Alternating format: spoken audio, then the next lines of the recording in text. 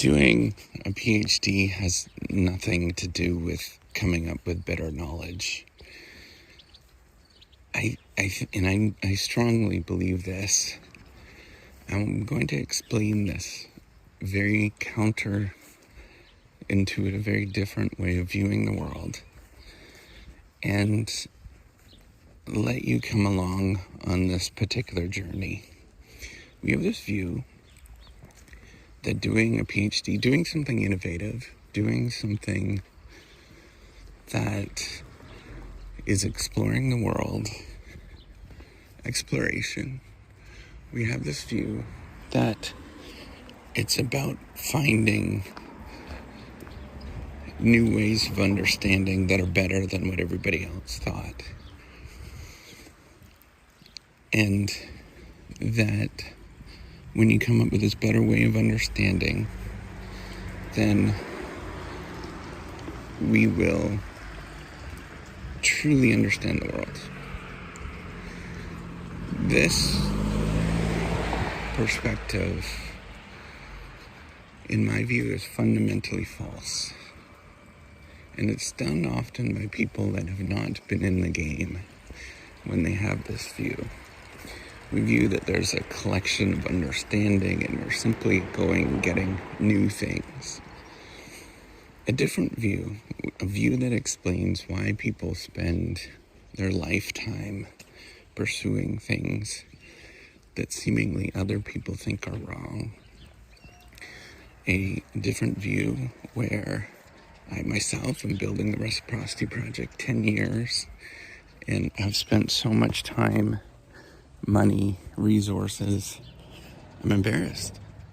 I actually talk to, periodically, because I'm still trying to build this thing, I talk to investor types. I had one last week, and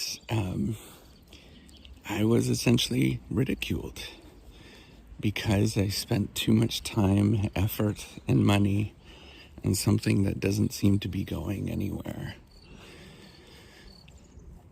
I have, if you look, the number of videos I've put out, thousands and thousands and thousands of YouTube videos, thousands and thousands of messages, unbelievable amounts of insanity put into it, that any rational person would think that you're crazy. Any person that's actually outside thinks is crazy. They do. They truly do. And you won't be able to convince them otherwise. But why people do this is actually a simple explanation. What you're trying to do is figure out the combination of conversations such that you bring people that are extraordinarily doubtful into your story, into your conversation. And what you'll find out, science actually is not about people being very easygoing.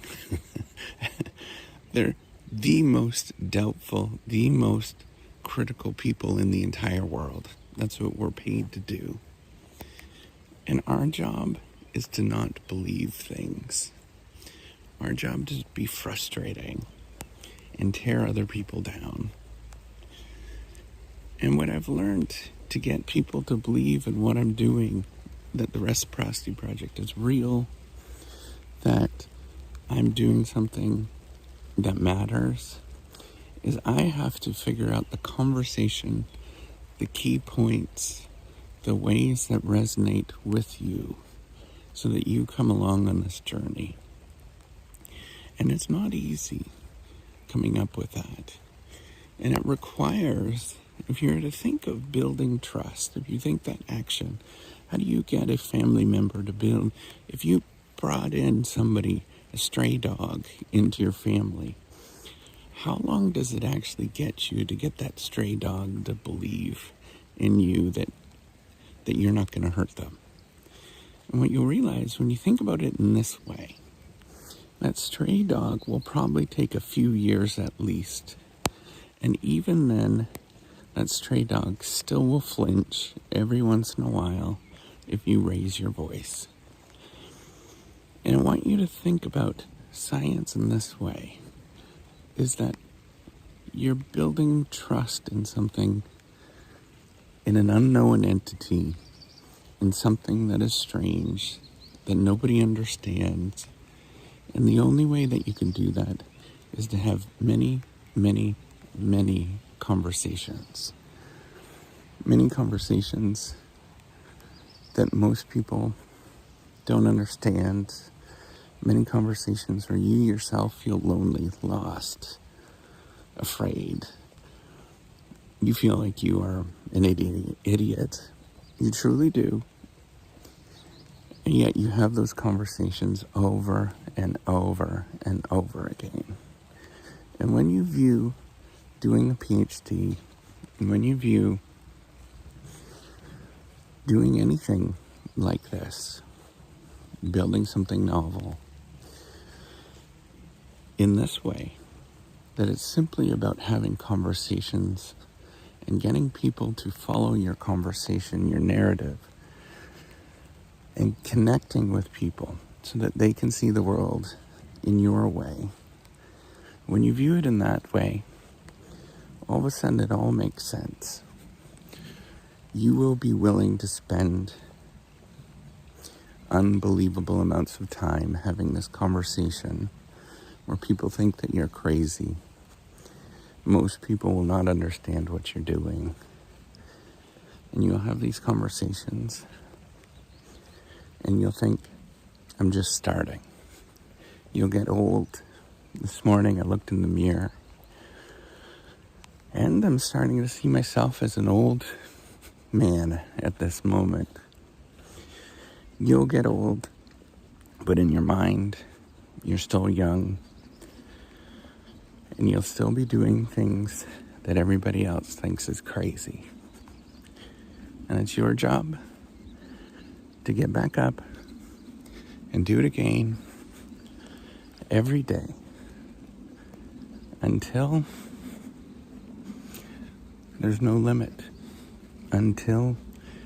And once you realize that, it's about having conversations.